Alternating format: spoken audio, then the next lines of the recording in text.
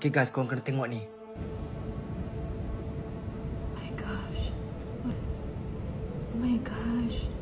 Ramai orang ingat benda ni haiwan ke apa, ataupun mungkin tangan beruang ke apa kan. Tapi sebenarnya salah geng. Benda ni adalah entiti 004. Hey guys! Guys, korang pernah dengar tak? Macam orang tengah berjalan-jalan dekat atas ke, ataupun dengar bunyi barang jatuh ke, ataupun bunyi dengan cakar ke dekat atas siling. Pernah tak? Kalau pernah, korang kena ingat benda tu mungkin bukan tikus, tapi maybe benda tu adalah entiti 004. Apa benda entiti 004 ni? Kalau korang nak tahu, video tadi yang korang tengok tu viral gila sampai 108 juta views. Disebabkan benda ni viral lah, Department 77 terus cari benda tu and cari sampai dapat. Tapi apa benda entiti 004 ni buat? Okey, entiti 004 ni dia akan ambil satu tempat dekat dalam rumah korang.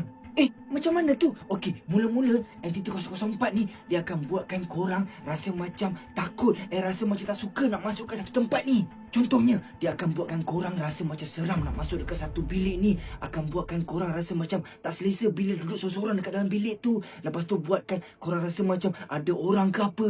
So disebabkan korang rasa semua benda tu, korang terus akan jarang-jarang masuk dekat dalam bilik tu. Korang perasan tak dekat rumah korang mesti macam ada satu tempat yang macam korang semua satu keluarga macam tak selalu pergi tempat tu. Macam korang pun rasa macam tempat tu macam seram sikit, macam tak berapa selesa. So kalau korang pernah rasa semua benda tu, maksudnya entiti 004 dah buat sarang dekat rumah korang.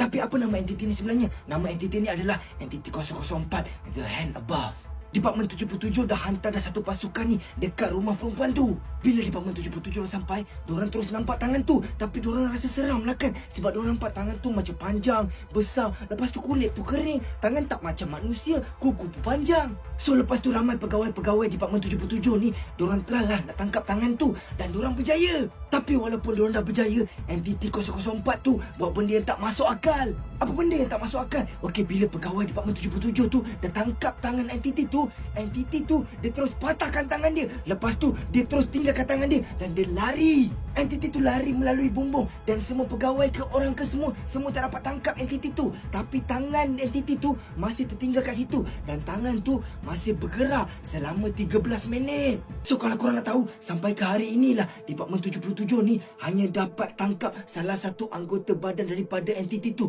which means dapat tangkap tangan je. Maksudnya daripada sini entiti utama tu tak dapat ditangkap lagi. Dan kalau korang nak tahu, entiti ni bukan satu je. Sebenarnya entiti ni dah banyak sebab dia beranak pinak. Dan menurut file terakhir di dalam The Forbidden Files, diorang cakap entiti 004 ni dia bukan macam duduk kat satu tempat je. Dia kadang-kadang berpindah dekat rumah lain juga.